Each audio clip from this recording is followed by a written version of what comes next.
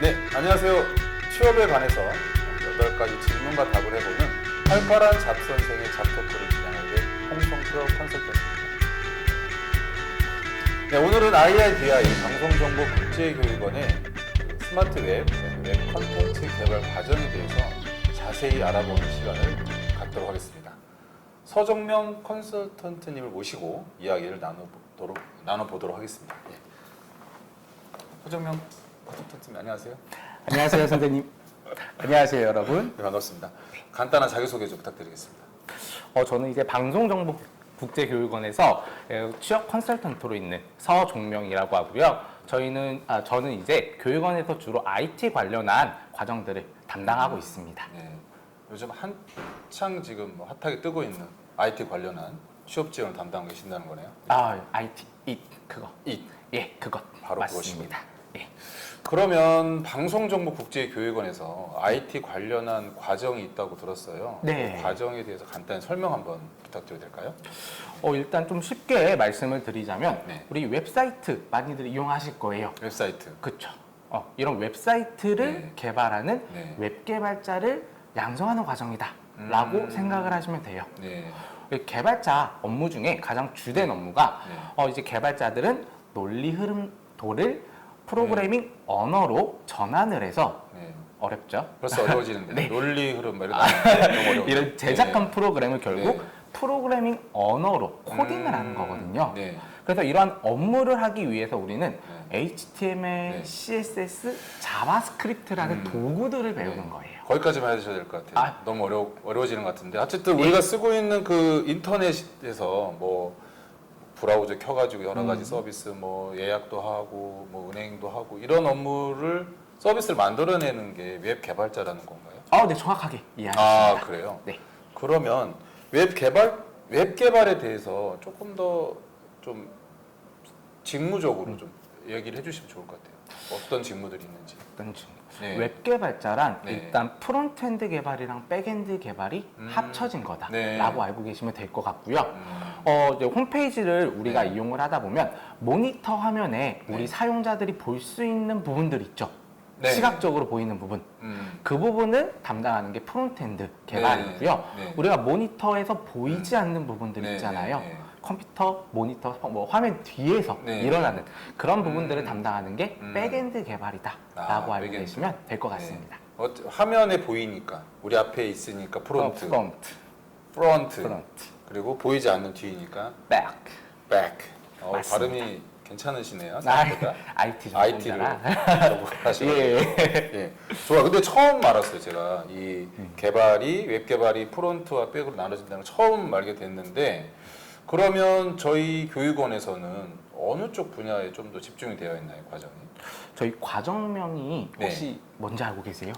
과정명이요? 네. 과정명은 스마트 웹 컨텐츠도 만들고 웹도 만든다 뭐 이렇게 제가 알고 있는데 과정명. 조금 더 길어요. 좀 뒤에 길어요? 가로로 이제 예. 내용이 있는데 부자가 또 있나요? 네. 예, 예. 그 부분이 네. UI, UX 기반으로 웹 퍼블리싱 및 프론트엔드를 배운다라고 이제 적혀져 있거든요. 제목부터 이해가 잘 안 되는데 UI UX? 네. 네. 그래서 네. 어떻게 보면 우리는 네. 이런 프론트엔드 부분과 웹 퍼블리셔를 기르는 과정이고 이렇게 네. 진출을 하고 계세요. 음.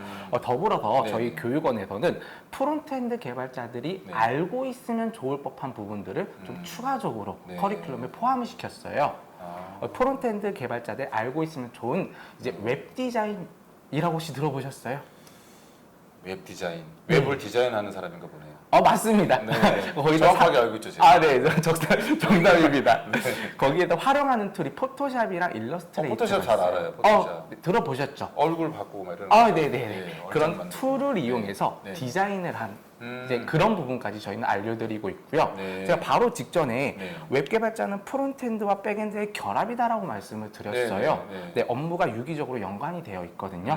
그래서 사실 프론트엔드 개발자들도 네. 백엔드 관련한 역량을 알고 있으면 좋은 거고 뒤에서 뭐 일이 있는지 알아야 된다는 그렇죠. 거죠. 알아야 된다는 거죠. 반대도 좋다는 거예요. 반대도. 그래서 저희 과정은 프론트엔드를 초점으로 뒀지만 백엔드 관련한 부분, 기본적인 부분까지 네, 네. 저희는 커리큘럼에 포함하고 있어요. 아. 자바, 데이터베이스. 그만하셔야 될 것 같아요. 너무 알겠습니다. 어렵다, 그거. 이런 백엔드 어쨌든, 관련한 부분, 다 배운다는 거죠. 기초 양쪽을. 부분이 포함되어 있다라는 거죠. 아, 그러면 주로 앞쪽에서 뭔가 이런 일을 만드는 거를 배우는 거고 뒤에서 무슨 일이 일어나는지에 대해서는 어느 정도 기본적인 기본적인 흐름이라도. 흐름을 배운다. 네.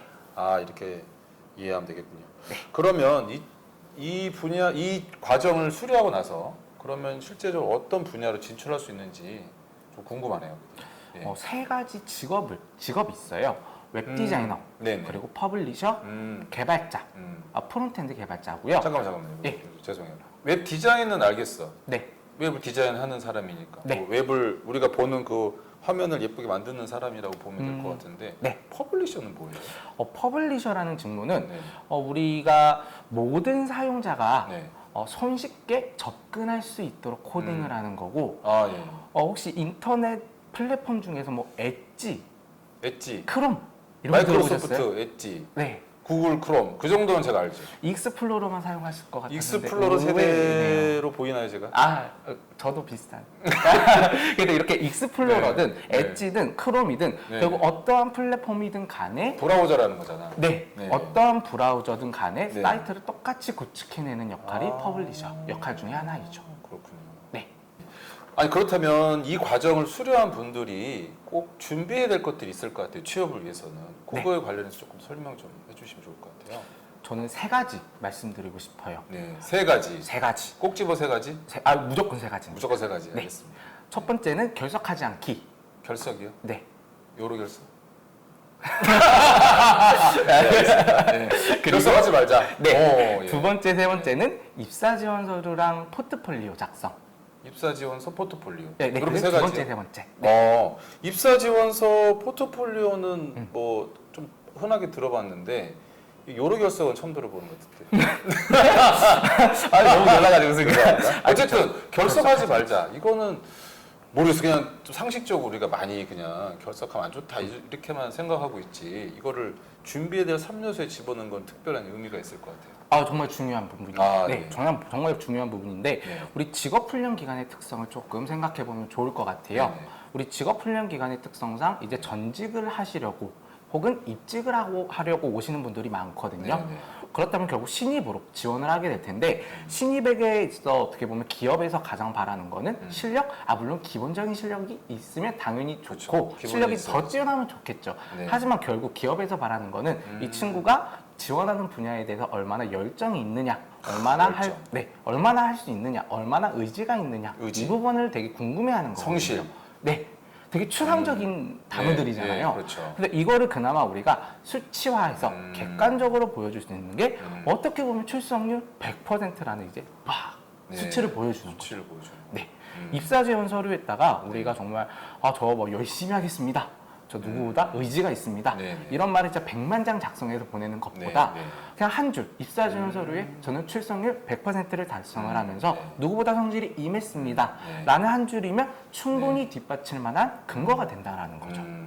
그럼 포트폴리오로는 자신의 그 직무 역량을 보여줄 수 있는 포인트가 될 것 같고, 그렇죠. 그 다음에 그 기존에 내가 어떻게 살아왔는지에 대한 내 삶에 대한 이야기가 입사 지원서에 담길 것 같고요.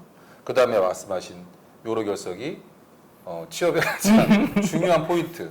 예, 결석하지 말자. 네. 이걸 어떻게 보면은 성실과 내 과정에 대한 내 직무에 대한 애정을 나타낼 수 있는 중요한 요소가 되겠네요. 그렇죠. 그러면 취업 컨설턴트로서 이 세 가지 부분에 있어서 네. 좀 이렇게 특별히 뭐 지원해 주시는 내용이 좀 들어볼 수 있을까요? 지원. 일단 저는 네. 뭐 입사 지원 서류나 뭐 포트폴리오 부분은 네. 이 부분은 우리가 교육 과정에 참여하면서 네네. 어떻게 보면 저절로 완성되는 서류들이에요. 저절로. 그쵸.